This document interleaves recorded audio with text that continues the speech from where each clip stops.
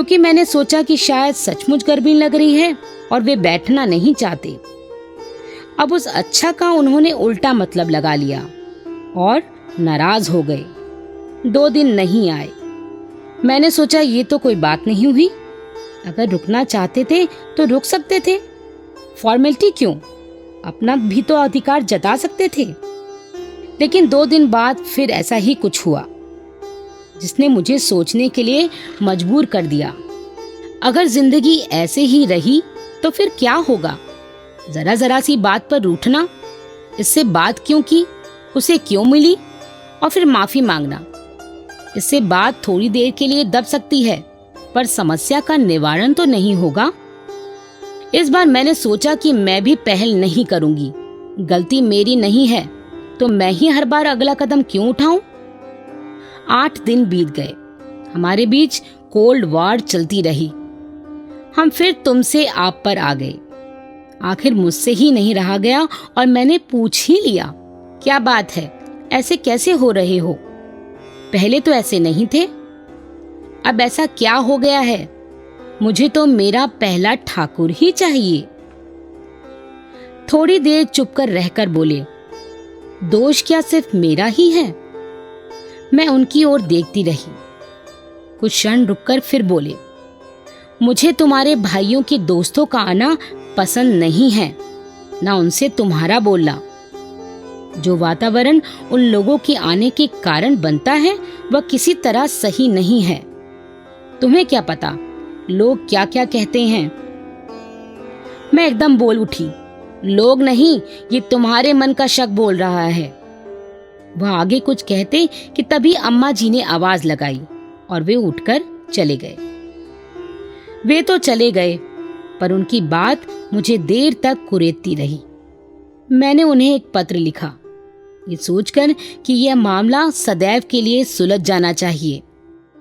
मैंने लिखा, संबंधों की घनिष्ठता नापने का मापदंड क्या सबके लिए एक सा हो सकता है? एक जन के लिए हम पूरी तरह समर्पित हो सकते हैं, दूसरे से साथ महज बातचीत का संबंध रहता है और तीसरे के साथ मात्र औपचारिक हेलो हाय का। कोई सामने पड़ जाए तो उससे बात ना करना तो नितांत असभ्यता और अशिष्टता है। मेरे प्रति मेरे भाई के मित्रों का स्नेह व्यवहार आदरपूर्ण है, वैसा ही जैसा किसी मित्र की बहन के साथ होना चाहिए। मैंने तुम्हारा मौन अनुशासन स्वीकार किया है। समर्पित होना उसके प्रति जिसे हम प्रेम करते हैं। एक बात है, उस अर्थ में मैं तुम्हारे प्रति पूरी तरह समर्पित हूँ, किंतु इसका ये अर्थ नहीं कि तुम्हारी सभी उचित अनुचित बातें मानूं। जो तुम कहते हो कभी कभी मैं नहीं कर पाती हूँ, कुछ आदत से लाचार होकर, कुछ भूल से और कुछ स्वाभिमान के कारण, ये सोचकर कि जो तुम कह रहे हो वह सही नहीं है। अभी तक मैं मानती थी कि तुम कुछ करो ना करो मुझ पर विश्वास अवश्य करते हो। तुमने ही बार बार मुझसे कहा है कि विश्वास दिलाया नहीं जाता, वह हो जाता है, और कि विश्वास प्रेम का आधार है। पर अब मुझे लगता है तुम्हारे विश्वास की कड़ियां अनजाने में ही टूटती जा रही हैं। जहां एक एक बात के लिए सफाई देनी पड़े कि ऐसा क्यों किया, वैसा क्यों किया, वहां विश्वास कहाँ रहा? ये बात मुझे घुन की तरह खाई जा रही है कि अब तुम्हें मुझ पर विश्वास नहीं है। काश मेरे प्राणों की अकुलाहट तुम समझ सकते। साईं की दुकान पर खड़े होकर जो बदकहियां होती हैं, तुम क्या सोचते हो मुझे उनका अनुमान नहीं है? तुम्हारी जगह मैं होती तो शायद मैं भी यही सोचती। तुमने सोचा तो कोई गलत नहीं किया, पर मेरी आत्मा शुद्ध है और किसी के निर्णय अनिर्णय पर मैं अपनी आत्मा की सच्चाई को न्यौछावर नहीं कर सकती। तुम्हें तो मुझे मेरे परिवेश के साथ ही स्वीकारना होगा। मेरे परिवार में क्या सही है और क्या नहीं, ये सोचना छोड़कर यदि तुम मानते हो कि मैं तुम्हारे प्रति शुद्ध मन से समर्पित हूँ तब तो ठीक है, पर यदि तुम ऐसा नहीं मानते तो तुम मेरे पास ना आया करो। अगर मुझसे दूर रहकर तुम सुखी रह सकते हो तो रहो। मैं दूर से ही तुम्हें सुखी देखकर सुखी हो लूंगी। सोचूंगी एक सुखद स्वप्न था जो बिखर गया। मैं चली जाऊंगी तुम्हारी आंखों की परिधि से दूर, एक सुंदर अच्छी मारवाड़ी लड़की से जो तुम्हारी इच्छाओं पर उठे बैठे। विवाह कर लेना। मैं दोष तुम्हें नहीं देती हूँ, दोष मेरी किस्मत का है। एक अभिशाप लेकर पैदा हुई थी जो जन्म से पीछा छोड़ने का मन नहीं बनाता। तुमसे पहचान हुई तो लगा जन्म जन्म की साधना पूरी हो गई। मेरे आंसुओं की परवाह न करना, वे तो चाहे अनचाहे बहते ही रहते हैं। अपनी तबीयत का ध्यान रखना बस। मैं जानती थी कि मैंने जो लिखा या कहा है वह ठीक है। प्यार में संशय और संदेह की कोई गुंजाइश नहीं रहनी चाहिए। उनकी परछाइयां जितनी जल्दी दूर हो सके कर देनी चाहिए। मैं ये भी जानती थी कि ठाकुर ठंडे दिल से जब सोचेंगे तब पाएंगे कि मैंने ठीक किया। ऐसा ही हुआ भी। अगले दिन से सब वैसा ही हो गया जैसा पहले था।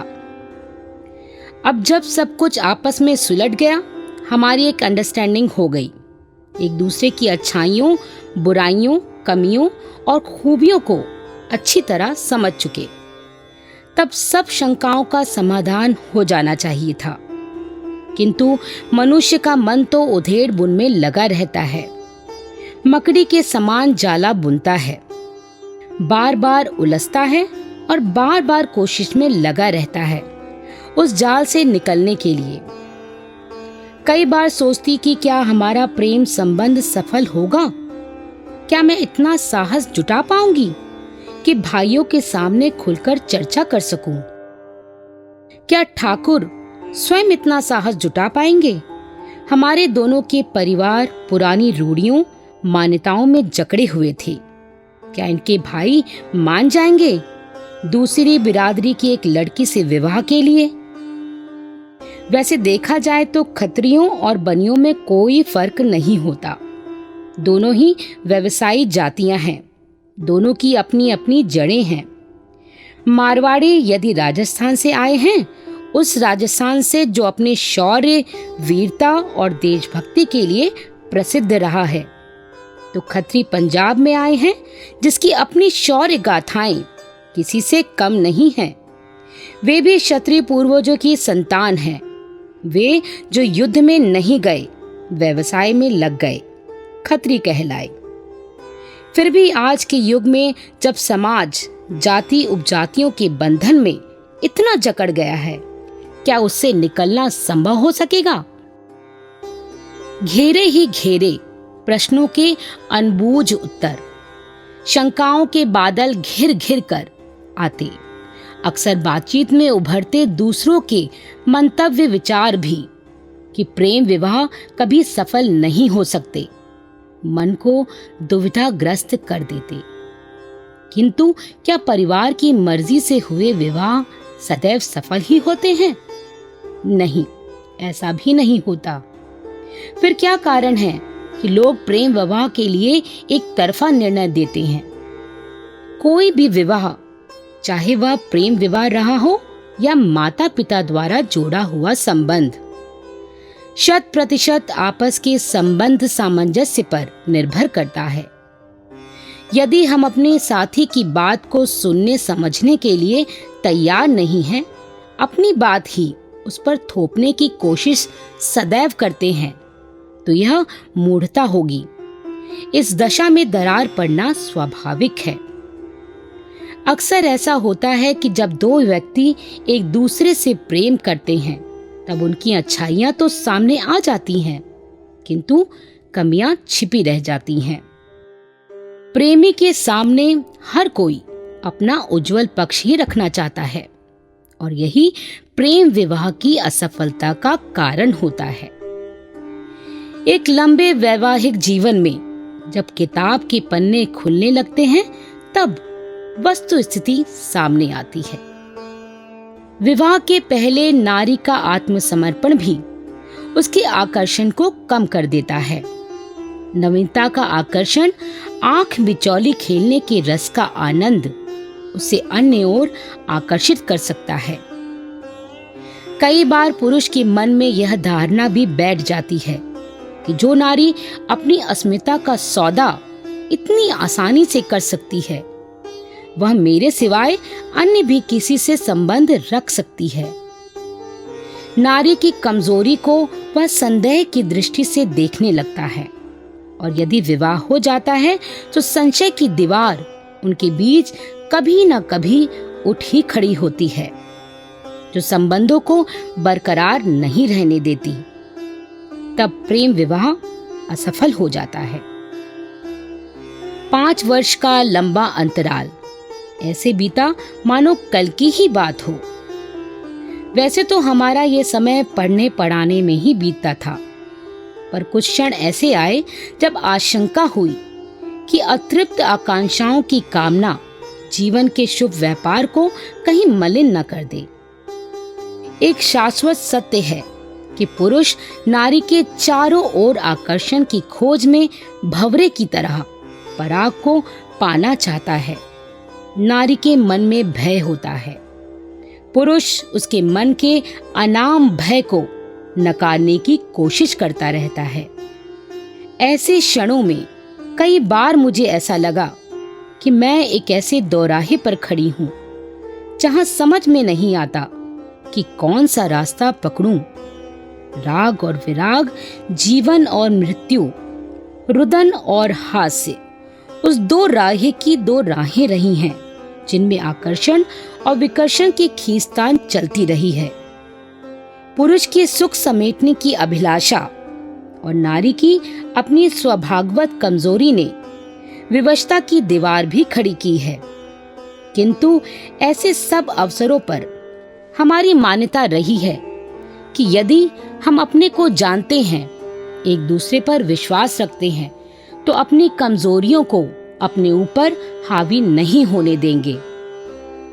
क्षणिक आकर्षण के कारण जीवन के वास्तविक और स्थायी सौंदर्य को अपनी पकड़ से छूटने देना बुद्धिमानी नहीं कही जाएगी।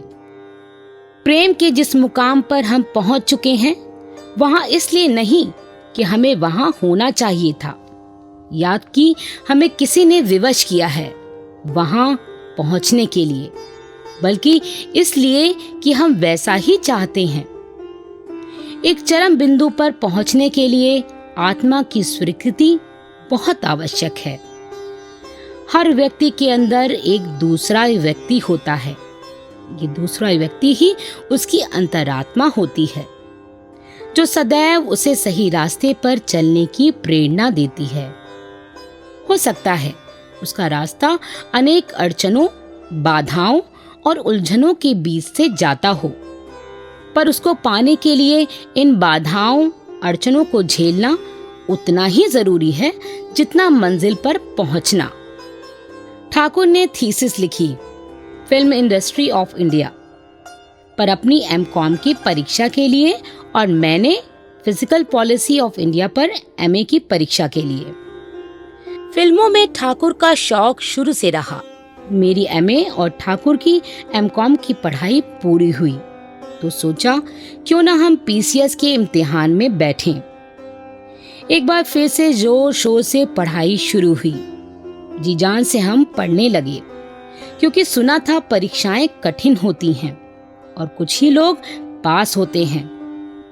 हम लोगों को उम्मीद थी यदि हम पूरे जोर से पढ़ाई में लगेंगे तो पास अवश्य हो जाएंगे।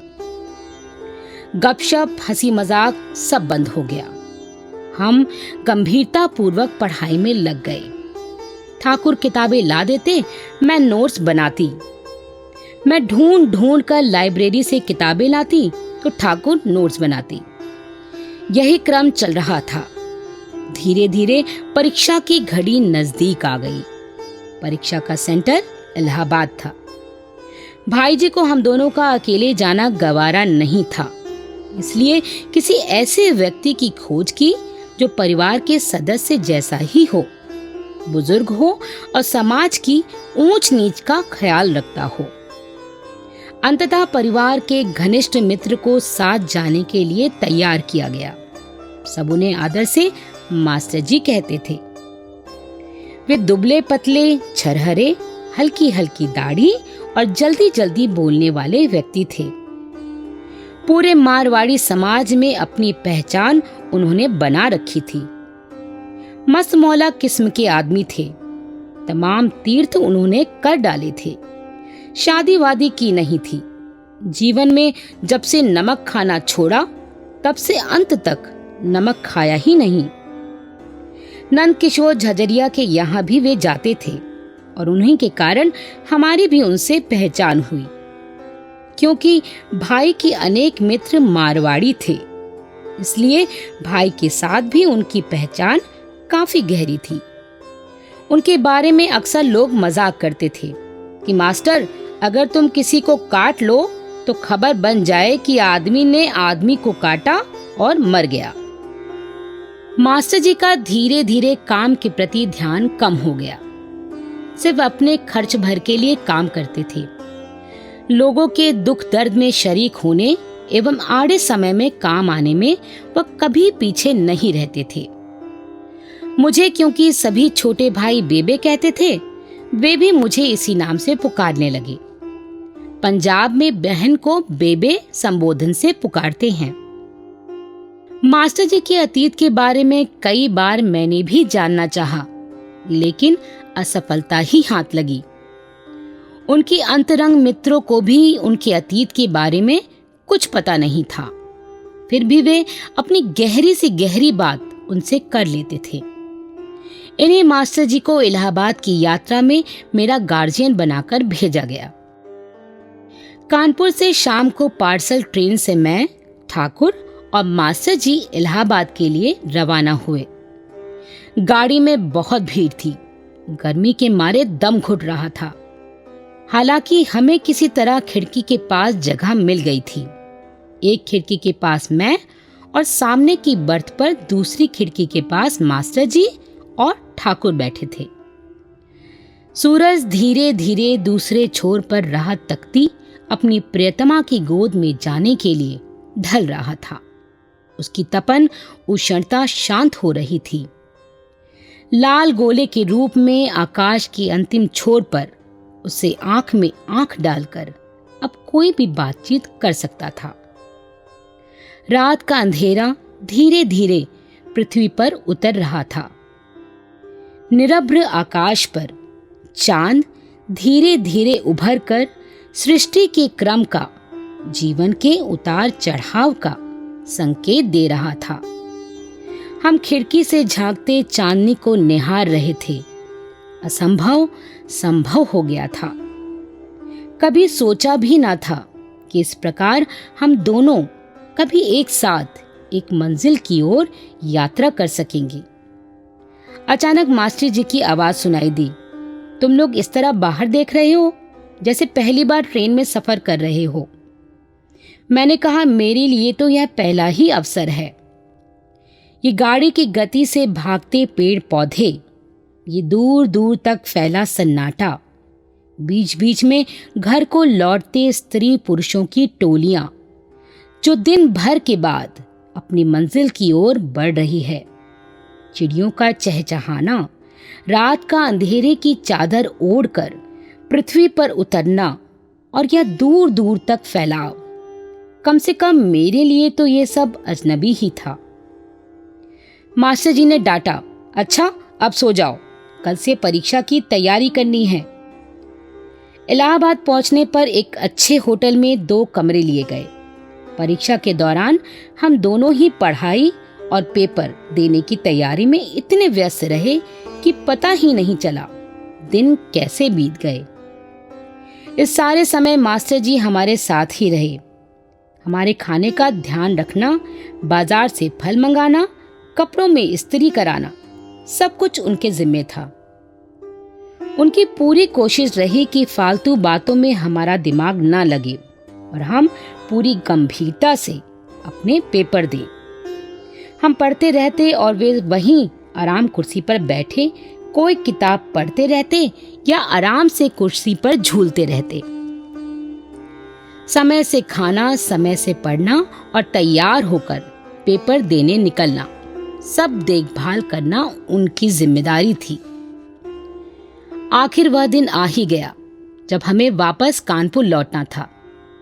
उस दिन हम बहुत रिलैक्स थे, पढ़ाई का टेंशन खत्म हो गया था। शाम को हम तीनों संगम की ओर घूमने निकले।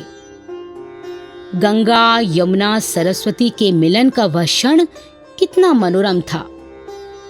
अस्त होते सूरज की किरणें एक अलौकिक आभा जोड़ रही थीं। धुंधलका धीरे धीरे बढ़ रहा था। हमने संगम पर लेटी हुई हनुमान प्रतिमा के दर्शन किए और होटल लौट आए। खाना खाकर हम लोग बातचीत कर रहे थे।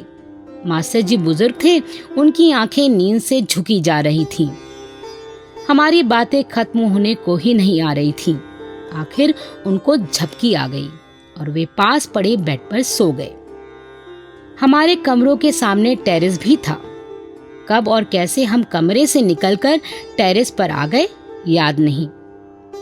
चांद शर्मीली दुल्हन सा बादलों में मुंह छिपा रखा था। तेज हवा बादलों से आंख मिचौली खेल रही थी। हम दोनों के बीच मौन मुखर था। एक दूसरे का हाथ पकड़े, एक दूसरे की आंखों में आंखें डाली, ऐसे बैठे कि पलक झपकना भूल गए। नीचे सड़क पर गाड़ियां आ जा रही थीं। शोरगुल की एक चलती फिरती दुनिया भागी जा रही थी, पर हम इस सब से बेखबर, बेखौफ थे। यह क्षण शायद जीवन में फिर ना आए। जितना इसे बांध कर रख सकें